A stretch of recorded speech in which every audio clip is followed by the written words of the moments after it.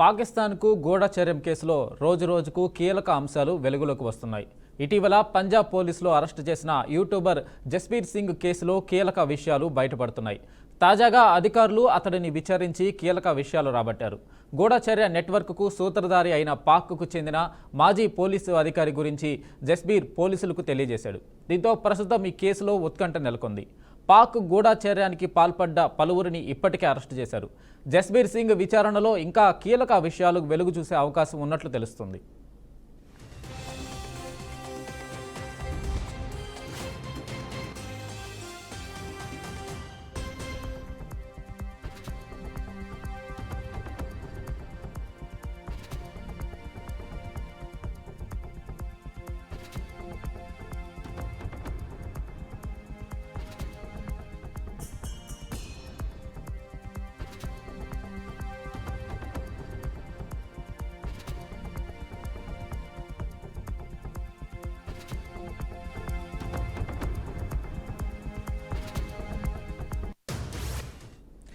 జస్బీర్ సింగ్ చెప్పిన నాసిర్ తిల్లాన్ పాకిస్తాన్కు చెందిన మాజీ సబ్ ఇన్స్పెక్టర్.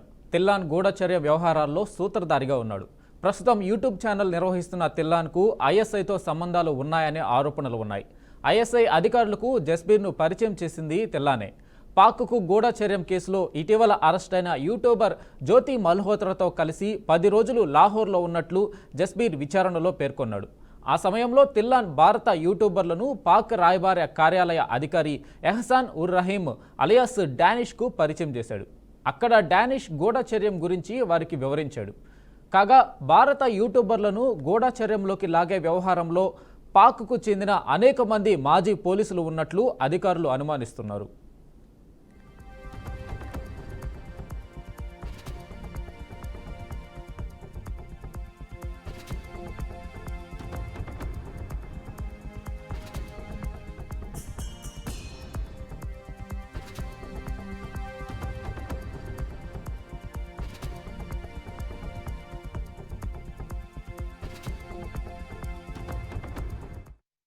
పహల్గామ్లో ఉగ్రదాడి, ఆపరేషన్ సింధూర్ తర్వాత పాకిస్తాన్తో సంబంధం ఉన్న గూఢచర్య నెట్వర్క్పై అధికారులు ఉక్కుపాదం మోపుతున్నారు. ఈ క్రమంలోనే పాక్కు గూఢచర్యం చేస్తున్నాడనే ఆరోపణలతో జాన్ మహల్ అనే పేరుతో ఓ యూట్యూబ్ ఛానల్ నిర్వహిస్తున్న జస్బీర్ సింగ్ను అధికారులు అరెస్టు చేశారు. డానిష్తో పాటు పాక్కు చెందిన మరికొందరు అధికారులతో జస్బీర్కు సంబంధాలు ఉన్నట్లు తెలుస్తుంది. కాగా 2020, 21, 24లలో శక్తి దేశంలో పర్యటించాడు. ఇక పాకిస్తాన్ నిఘా సంస్థలకు భారత్కు చెందిన సున్నితమైన సమాచారాన్ని చేరవేరుస్తున్నారన్న ఆరోపణలపై జ్యోతి మల్హోత్రా అరెస్టైన సంగతి తెలిసిందే.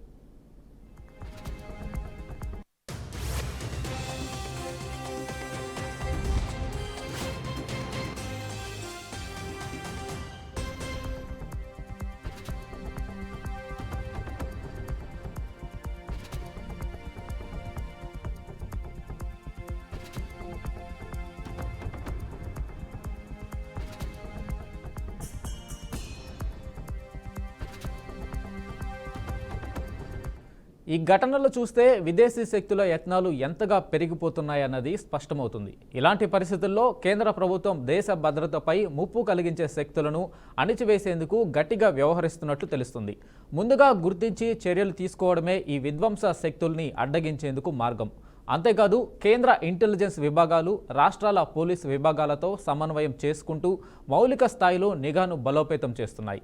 సైబర్ స్పేస్ నుంచి సామాజిక మాధ్యమాల వరకు, యుద్ధ రహస్యాల నుంచి సైనిక కదలికల వరకు ప్రతి అంశాన్ని నిశితంగా గమనిస్తూ దేశ భద్రతను దెబ్బతీయగల అవకాశాలను ముందుగానే గుర్తించే విధంగా సమాచార వ్యవస్థలు పనిచేస్తున్నాయి.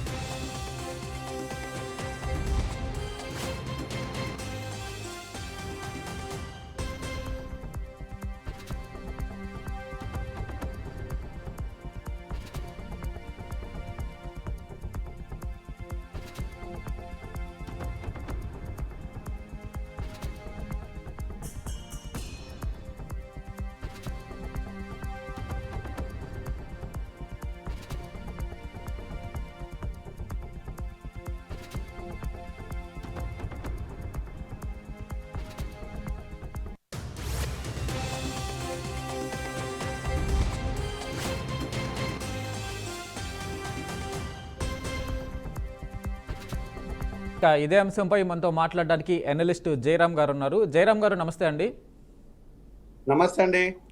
సార్, వరుసగా ఈ యూట్యూబర్లు ఏదైతే మొన్న జ్యోతి మల్హోత్రా, తర్వాత సన్నీ యాదవ్, ఈరోజు జస్బీర్ సింగ్, ఈ యూట్యూబర్లు వరుసగా ఐఎస్ఐతో సంబంధాలు కలిగి ఉన్నారని ఒక్కొక్కరుగా అరెస్ట్ అవుతున్నారు. అసలు ఐఎస్ఐ టార్గెట్ ఏంటి? యూట్యూబర్లు ఎందుకు, ఇండియన్ యూట్యూబర్సు ఐఎస్ఐ వైపు పాకిస్తాన్ గూఢచర్యానికి చిక్కుతున్నారు? ఐఎస్ఐ టార్గెట్ ఇండియాలో మత విద్వేషాలు నింపటము, ఇండియాలో యువతను పెడదారిని పట్టించటము, అందులో ఎవడు చిక్కుతే వాడిని, దీనికి కులం లేదు మతం లేదు, ఎవడు చిక్కుతే వాడిని ఏదో రకంగా ఎరవేసి పట్టుకోవటం. దాన్ని భారతదేశం లోపల ఒక విధ్వంసానికి తెరలేపాలనేది ఐఎస్ఐ చేస్తున్న కుట్ర. మొదటి నుంచి వాళ్ళు అదే చేస్తున్నారు, ఇప్పుడు అదే చేస్తున్నారు. పెద్ద విశేషం అంటే ఏం లేదు. సారీ, కానీ ఇక్కడ మనం చూడాల్సింది ఏంటంటే ఎందుకు అటువైపు ప్రయాణం చేస్తున్నారు, దానివల్ల ఎవరికి అసలు నష్టం చేయాలనుకుంటున్నారు, ఎవరు లాభం పొందారు. వ్యక్తిగత ప్రయోజనాల కోసము దేశానికి చీడలాగా పట్టిన ఏ ఒక్కరిని కూడా వదిలిపెట్టాల్సిన పని లేదు. దాంట్లోపల ఎవడున్నా పర్లేదు, దానికి కులాలు, మతాలు, ప్రాంతాలు ఏం అవసరం లేదు. దేశానికి నష్టం చేసేవాడు, భారత సార్వభౌమత్వాన్ని కాపాడలేని వాడిని ఎవడైనా పర్లేదు, డెఫినెట్గా దాన్ని శిక్షించాల్సిందే. కానీ మనము ఎంతమంది ఉన్నారు, ఎవరిని పట్టుకుంటున్నాం అన్నది కూడా చాలా కీలకం. వీళ్ళే ఉన్నారా? జ్యోతి మల్హోత్రా యూట్యూబర్ ఉంది, ఆమె దర్జాగా వెళ్ళటము, నేను బీజేపీ పర్సన్ అని చెప్పటము, హర్యానా బీజేపీ పర్సన్ అని చెప్పటము, ఆ విధంగా తను ఇంట్రొడ్యూస్ చేసుకోవటము, పాకిస్తాన్ అధికారులను వాళ్ళ పార్టీలలో హల్చల్ చేయటము, ఇవన్నీ మరి బీజేపీ కనిపించటం లేదా అంటే? ఇక నెక్స్ట్ సన్నీ యాదవ్, ఇంకొకరు ఎవరైనా కాని కనుక వీళ్ళని ఇలానే వదిలేస్తే డెఫినెట్గా ఏదో ఒక రోజు మన దేశానికి మొక్కుంటుంది. కానీ వీళ్ళు మాత్రమే ఉన్నారనుకోవడం పొరపాటు. ఇంకా ఎంతమంది ఉన్నారు? పాకిస్తాన్ స్లీపర్ సెల్ లాగా మన లోపల ఎంతమంది తిరుగుతున్నారు, ఎంతమంది వీళ్ళకు సహకరిస్తున్నారు, ఎంతమంది యూట్యూబర్ అవతారాలు కానీ, ఇతర అవతారాలు కానీ, లేకపోతే ఇతర శాఖలలో కానీ, రక్షణ శాఖలో కానీ, ఇంకా ఏ శాఖలో ఎక్కడెక్కడ ఉన్నారో అది ఛేదించాల్సిన బాధ్యత సంబంధిత ఏజెన్సీలది. అంటే అటువైపు వెళ్లకుండా, అటువైపు చేయకుండా దొరికిన వాళ్ళే వీళ్ళు మాత్రమే ఉన్నారనుకోవడం మాత్రం పొరపాటు. అలా కాకుండా ఇంకా లోతుగా విచారణ చేసి ఇంకా కీలకమైన వ్యక్తులను పట్టుకోవాలని కోరుకుంటున్నాను. అయితే జయరామ్ గారు, గతంలో కూడా ఇలాంటి గూఢచర్యానికి సంబంధించి కొన్ని ఏదైతే డిఆర్డిఓలో పనిచేస్తే కీలకమైన అధికారి ఒకరు ఇలాగే ఐఎస్ఐకి పనిచేస్తున్నాడని చెప్పేసి సంచలనమైంది. అంతేకాకుండా భారత ఆర్మీలోని జవాన్లను కూడా హనీ ట్రాపింగ్ చేసి పాకిస్తాన్ భారతదేశానికి సంబంధించిన సమాచారాన్ని రాబట్టగలిగిందని గతంలో ఇలాంటివన్నీ చూసాము. కానీ ఇప్పుడు ఏదైతే ఆర్మీకి సంబంధించి టార్గెట్గా ఏదైతే కీలకమైన డిఆర్డిఓ లాంటి వారిని టార్గెట్ చేసే ఐఎస్ఐ ఇప్పుడు సాధారణమైన వ్యక్తుల్ని, ఏదైతే యూట్యూబర్లని కావచ్చు, ఇన్ఫ్లుయెన్సర్లని, తర్వాత హెల్త్కి సంబంధించి హెల్త్ డిపార్ట్మెంట్లో ఉండే నార్మల్ వ్యక్తుల్ని, ఆఖరికి సెక్యూరిటీ గార్డు అలాంటి వారిని కూడా ఈ గూఢచర్యానికి వాడుకుంటుంది. ఏంటి దీని వెనకాల ఉన్న వ్యూహము? ఇలాంటి సాధారణ వ్యక్తుల్ని ఎలా టార్గెట్ చేస్తుంది? అసలు దీని వెనక ఏంటి వ్యూహం ఏంటి? అంటే ఒక్కొక్కరిని ఒకే విధంగా ఏమీ వాళ్ళు వేసుకోవాలి. ఒకే విధంగా దాన్ని వాళ్ళ వీక్నెస్లను క్యాచ్ చేసేసి దాన్ని బేస్గా చేసుకొని వాళ్ళని క్యాప్చర్ చేస్తారు. కొంతమందికి డబ్బు ఉండొచ్చు, కొంతమందికి పేరు ప్రతిష్టలు కావాలనుకోవచ్చు, కొంతమంది దేశం మీద కోపాలు ఉండొచ్చు, కొంతమంది ఇతర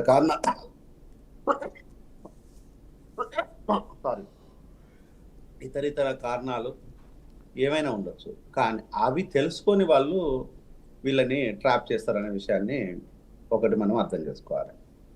అంటే ఓవరాల్‌గా ట్రాప్ చేస్తున్నారు. ఆ ట్రాప్‌లో పడకుండా ఉండాల్సిన బాధ్యత సంబంధిత వ్యక్తుల మీద ఉంది.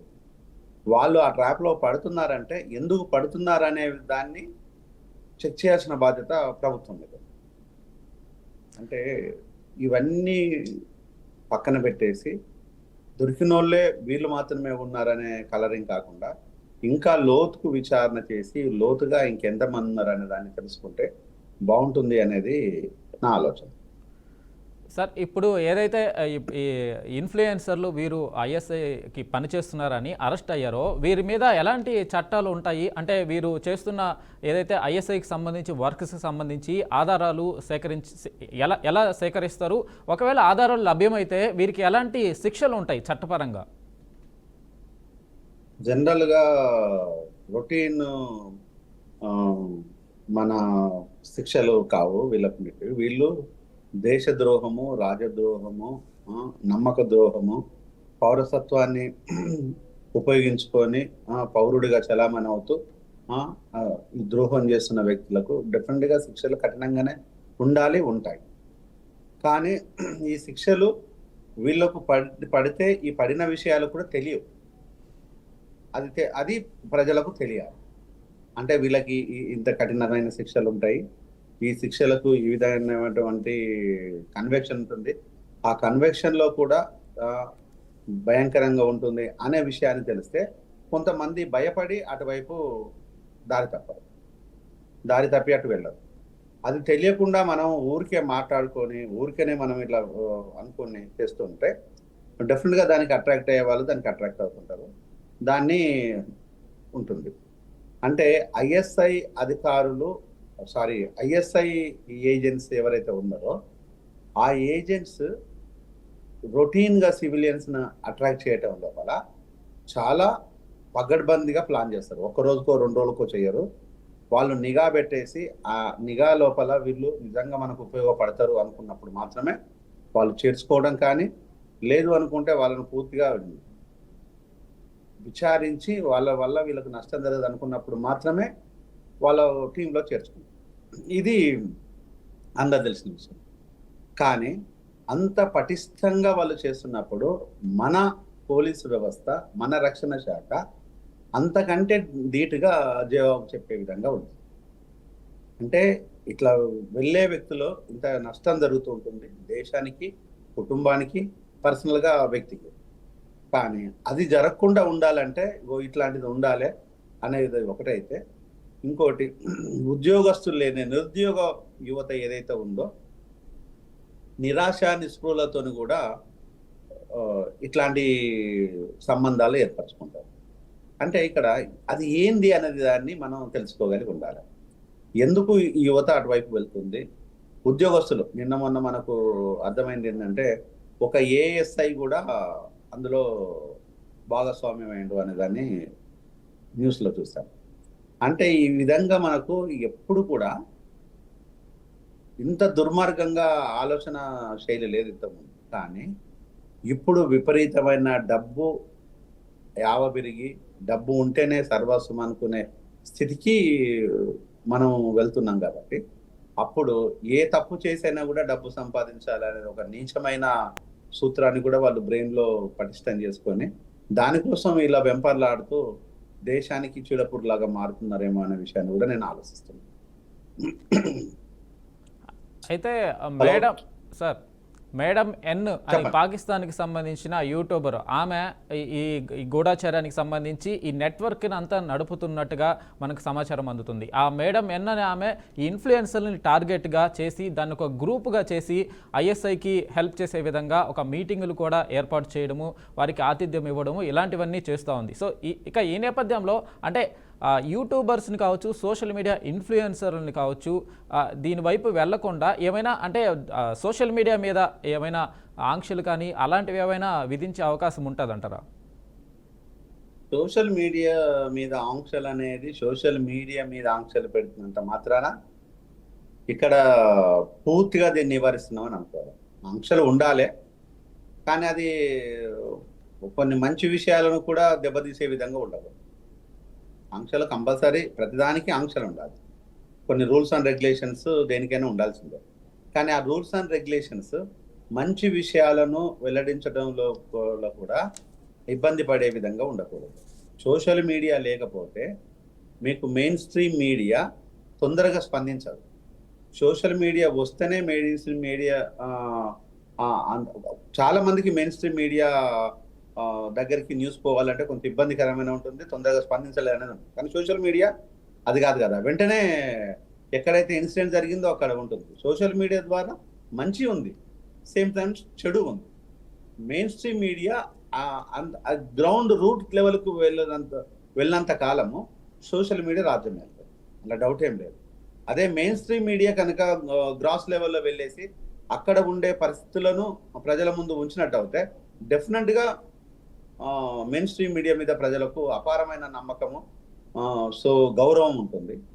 అంటే ఇప్పుడు మెయిన్ స్ట్రీమ్ మీడియా ఆలోచించాల్సింది ఏంటంటే సోషల్ మీడియా గురించి కాదు, వాళ్ళు చేయాల్సిన పని గురించి ఆలోచించాలి. అంటే మనం చేయాల్సిన పని ఏది, ఏ కారణాన్ని వదిలేస్తున్నాం అనే దాన్ని ఆలోచించాలి. అంటే ఇక్కడ కులాలకు, మతాలకు, మనోడైతే మన కులం అయితే, మన మతం అయితే, మన కుటుంబం అయితే, లేదంటే మనకు కావాల్సినోడైతేనే ఆ న్యూస్ వచ్చే విధంగా కాకుండా న్యూస్ గా చూపిస్తే డెఫినెట్ గా ప్రజలు జయరామ్ గారు ఉంటారు. అయితే ఇంతకు మునుపు ఐఎస్ఐ టార్గెటెడ్ గా ముస్లిం వ్యక్తులను, ఏదైతే ఇండియాలో ఉన్న ముస్లిం సిరాజ్, సమీరు వీరు ఎలా పట్టుబడ్డారో అలా ముస్లిం వ్యక్తులని ఇన్ఫ్లుయెన్స్ చేయగలిగేది. కానీ ఇప్పుడు ఏదైతే ఇన్ఫ్లుయెన్సర్లు ఉన్నారో వీరు ముస్లిమ్స్ కాదు, హిందువులు, ముఖ్యంగా సిక్కులు. ఆయన నిన్న అరెస్ట్ అయిన. సో ముస్లింలు కాకుండా హిందువుల్ని కూడా టార్గెట్ చేసి హిందువులను కూడా లోబర్చుకుంటుంది. సో ఎలా వాళ్ళ నెట్వర్క్ పనిచేస్తుంది అంటారు అసలు? అంటే నేను అదే చెప్తున్నానండి, ఇక్కడ కులము, మతము, ప్రాంతము ఇవి కాదు ఇక్కడ కావాల్సింది. వాళ్ళు ఒక స్కెచ్ చేస్తే ఆ స్కెచ్ లో ఎదుటి వ్యక్తి పడుతున్నాడా పడట్లేదా. ఇప్పుడు చెరువులో చేపలు పట్టాలంటే ఎర వేయాలి. ఎర వేయడానికి ఏ చేప వస్తుందో మనం చెప్పలేం కదా, ఎర మాత్రమే వేస్తారు. అంటే వాళ్ళు ఐఎస్ఐ ఇది లోకి లాగాలంటే ఎర వేస్తున్నారు, దాంట్లో చిక్కే చేపలు చిక్కుతున్నారు. అంటే ఇక్కడ వీళ్ళకు కొంత ఆ రిక్వైర్మెంట్ ఉంది. అది ఏం రిక్వైర్మెంట్ ఉంది అన్న విషయాన్ని మనం ఆలోచించాలి.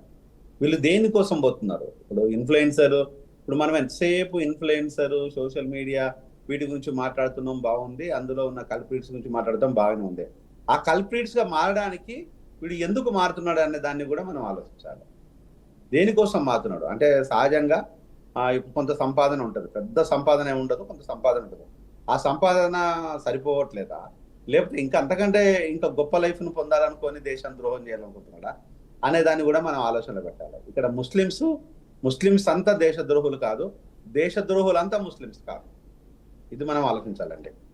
నేను మళ్ళీ ఒకసారి చెప్తాను, ముస్లిమ్స్ మొత్తము దేశద్రోహులు కాదు, దేశద్రోహులు మొత్తము ముస్లిమ్స్ కాదు. కాబట్టి దీన్ని ఆలోచించాలి. ఈ విధంగా ఆలోచించినట్లయితే దేశానికి చీడపురుగు లాగా ఉన్నవాడికి ఎవడైనా పర్లేదు, త్వరగా శిక్షలు విధించేసి ప్రజల ముందు బాటంగా వాళ్ళను శిక్షలు ఇంప్లిమెంట్ చేస్తే అప్పుడు ఎదుటి వ్యక్తి దేశానికి ద్రోహం చేయడం అనేది స్ట్రాంగ్ మై ఫీలింగ్. అంటే దేశము పట్ల ఒక క్రమశిక్షణ, భక్తి, ఒక సిన్సియారిటీ రావాలి. ఇజ్రాయెల్ దేశం లాగా, ఇజ్రాయెల్ దేశం లోపల 16 నుంచి 17 సంవత్సరాల వరకు ప్రభుత్వం చూస్తుంది. 17 సంవత్సరాలు దాటగానే మిలిటరీ లోపల 3 years పనిచేయాలి. 3 years మిలిటరీ సర్వీస్ అవగానే ఉన్నత విద్య కోసం వెళ్తారు వాళ్ళు. ఇది అంటే వాళ్ళకు దేశం పట్ల అంత క్రమశిక్షణ, అంత కనెక్టివిటీ ఉంటుంది. కానీ మన దేశంలో ఈరోజు ప్రతి ఇంట్లో నుంచి ఒక జవాన్ పోవాలంటే ఎవరైనా పంపిస్తారా? ఈరోజు లేదు, ప్రతి ఇంట్లో నుంచి ఎవడన్నా ఒక రియల్ ఎస్టేట్ మాఫియాలో ఉండాలి, ఇంకొక మాఫియాలో ఉండాలి, ఇంకొక దోపిడీలో ఉండాలి అనేదాన్ని ఎవరైనా ఆక్షేపిస్తారా? అది ఒప్పుకోరు, ఇది ఒప్పుకోరు. కానీ దేశం కోసం మాత్రము నా బిడ్డ పోవాలి అనేది నేను, మీరు అందరం అనుకుంటే బాగుంటుంది. ఇది ఒక మ్యాండేట్ లాగా ప్రభుత్వం తీసుకొస్తే ఇంకా బాగుంటుంది అనేది నేను కోరుకుంటున్నాను. సార్, ఫైనల్గా చెప్పండి, ఈ సీక్రెట్ చైన్ ఏదైతే ఉందో ఈ ఇన్ఫ్లుయెన్సర్లు ఒక్కొక్కరుగా బయటపడుతున్నారు. అంటే మీరు అన్నట్లు సోషల్ మీడియాకి సంబంధం లేని వ్యక్తులు కూడా బయట నుంచి కూడా కొంతమంది వ్యక్తులు నార్మల్ పీపుల్ కూడా దీంట్లో భాగమవుతున్నారు. ఈ చైన్ని ఎలా ఈ మన నిఘా సంస్థలు బ్రేక్ చేయాలి, దీని నుంచి ఎలా జాగ్రత్తగా ఉండే విధంగా చర్యలు చేపట్టాలంటారు? నిఘా సంస్థలకు ఎలా ఛేదించాలో మనం చెప్పాల్సిన అవసరం లేదు, కానీ నిఘా సంస్థలకు చేయాల్సిన పని ఏంటి అంటే త్వరగా ఆ కోర్టులకు విన్నవించాల్సింది ఏంటంటే త్వరగా వీళ్ళకు శిక్షలు విధించేసి ఆ శిక్ష ప్రజల ముందే ఇంప్లిమెంట్ కావాలి, ప్రజలకు అర్థం కావాలనే దాన్ని మాత్రం చేయాలి. అంటే దీంట్లోపల ఎవడైనా పర్లేదు, ఏ కులం, మతం, ప్రాంతం, ఆ పార్టీ, ఏ పార్టీ, ఏ రాజకీయ పార్టీ అనేది కాదు, వాళ్ళు ఏ రూపంలో ఉన్నా వాళ్ళకు త్వరగా అంటే వితిన్ 1 year లోపల శిక్షలు ఖరారైపోయి వాళ్ళకు ఇంప్లిమెంట్ చేసేసి దానికి తగిన మూల్యం చెల్లించాల్సిందే. అలాగని చెప్పేసి నేరస్తుడు ఒకటైతే కుటుంబం మొత్తం బలి చేయాల్సిన పని లేదు. నేరస్తుడు ఎవడో అక్కడ వరకే వానికి మాత్రమే సంబంధించినంత వరకు ఆ కుటుంబం లోపల ఎవడు నేరస్తుడో వాడు మాత్రమే ఉండాలి తప్ప ఆ కుటుంబం మొత్తం బలి కావద్దు. ఆ కుటుంబానికి రక్షణగా ఉండేసి చేయున్నతగా ఉండాల్సిన బాధ్యత ప్రభుత్వం మీద ఉంటుంది. ఎవడైతే నేరస్తులుగా ఉన్నాడో వాడిని ఏరిపారేయాల్సిన బాధ్యత కూడా ప్రభుత్వం మీద ఉంది. నేరస్తుని ఏ రూపంలో ఉన్నా, ఎక్కడ ఉన్నా, ఏ పార్టీలో ఉన్నా, ఏ విధంగా ఉన్నా, ఏ మతంలో ఉన్నా వాడిని తీసి ఏరిపారేయాల్సిందే తప్ప కలుపు మొక్కలానే చూడాలి తప్ప దాన్ని మహావృక్షంలాగా మాత్రం చూడవు. Okay, right. Thank you Jayaram గారు, మీ విశ్లేషణ అందించినందుకు. Thank you. సో అయితే పాకిస్తాన్కి సంబంధించిన ఐఎస్ఐ ఇండియన్కి ఈ ఇన్ఫ్లుయెన్సర్లని వారి టార్గెటెడ్గా చేసుకుంటుంది. మొన్న జ్యోతి మల్హోత్రా కావచ్చు, సన్నీ యాదవ్, ఈరోజు జస్బీర్ సింగ్, ఒక్కొక్కరుగా ఈ ఇన్ఫ్లుయెన్సర్లు ఏదైతే పాకిస్తాన్ పర్యటనకి వెళ్ళిన వారంతా అక్కడున్న ఐఎస్ఐతో సంబంధాలు ఏర్పరచుకున్నట్టుగా నిఘా సంస్థలు వారిని అరెస్ట్ చేసి అదుపులోకి తీసుకోవడం జరిగింది. సో మున్ముందు ఇంకెంతమంది ఈ చైన్ ప్రాసెస్లో భాగమై ఉన్నారో అనేది కూడా ఆసక్తికరంగా మారింది. దీనికి సంబంధించి సాధారణమైన వ్యక్తులను కూడా ఐఎస్ఐ టార్గెట్ చేస్తుంది కాబట్టి చాలా జాగ్రత్తగా ఉండాలి, ఇలాంటి ట్రాప్ల్లో పడకూడదని బీఆర్కే న్యూస్ కోరుకుంటుంది. సో ఇది వాళ్ళ special in depth. Keep watching BRK news.